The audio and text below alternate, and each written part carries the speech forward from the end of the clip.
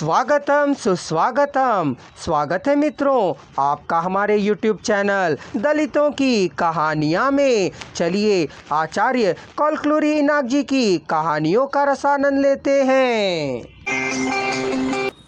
पेरुमाल दास ने ही मदुरा से सद ब्राह्मण परिवार से कन्या को लाकर शरभैया से विवाह करवाया। वेणुगोपाल स्वामी के कृपा कटाक्ष से सरभैया के 12 बच्चे हुए। कालांतर में छोटी उम्र में ही उसकी मृत्यु हो गई थी। सदभैया शास्त्री की संतानों में लड़कियों का ब्याह हो गया था और वे ससुराल चली गई थीं। वे माएँ, दादी माएँ, परदादी माएँ होकर सौभाग्यवती होकर सुशोभित हो रही थीं।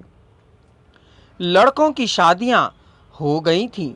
जीविकोपार्जन के लिए मार्ग ढूंढते हुए वे शहरों में जाकर जो नौकरी मिली उससे स्थिर हो गए। फिर पिता, दादा, परदादा होकर ख्याति प्रख्याति नाम यश कमाकर सुखपूर्वक रहने के कारण अपने जन्म के गौरव को जन्म देने वाले पिता को, आखिरी छोटे भाई को याद रखने की परिस्थितियां नहीं बनी थी। वृद्धावस्था में एकाकी बने पेरुमाल शास्त्री को अकेले हो गए शरभैया शास्त्री की देखभाल करते हुए 100 साल तक जीवित रहने वाले पिता को 60 साल के रामानुग्रह शास्त्री का संरक्षण करते रहे थे।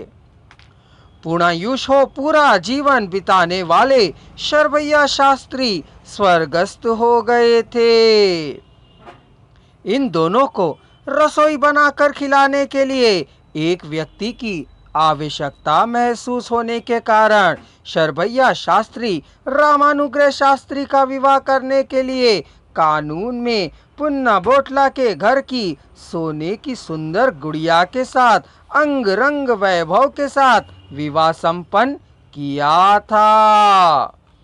उसको पता नहीं क्या बीमारी थी कि गृहस्थी के लिए आने के 3 महीनों में ही हरी या हरा न जाने क्या कहती गुजर गई।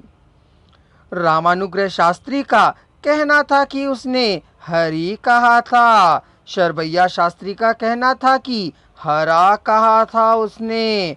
इस पर दोनों में तर्क वितर्क भी हुआ था। रामानुग्रह शास्त्री के पैदा होने के कुछ दिनों में ही चल बसने वाली अपनी पत्नी की याद करते हुए कि बेटे का लालन पालन किया था। उस समय उसकी उम्र 40 बरस की थी। फिर विवाह करने की शरभैया शास्त्री ने सोची थी, लेकिन फिर उन्होंने सोचा था कि यदि ब्याह करते भी हैं तो वह युवती उसकी पत्नी बन सकती है, रसोई बनाकर खिला सकती है, किंतु बच्चे की मां बनकर रह सकेगी या नहीं, इस बात को गंभीरता से सोचकर सौतेली मां को लाकर दिन प्रतिदिन के लड़ाई झगड़ों से परेशान होने के बजाय बिना शादी किए रहने की सोच ली थी।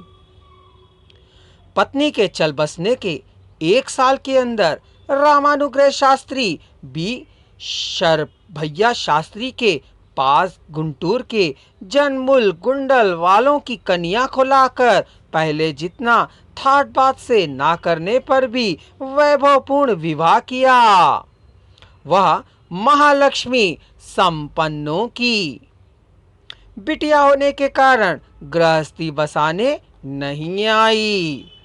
बेटी को विदा करने के लिए कहने पर दामाद को ही घर जमाई बनकर आने को कहा था जम्बुल मड़क जगदीश्वर शर्मा ने। इस पर शरभैया शास्त्री ने कहा था कि हमारा परिवार वेणुगोपाल स्वामी के मंदिर के उत्तरदायित्व को निभा रहा है, अतः घर जमाई बनने के अवसर ही नहीं है।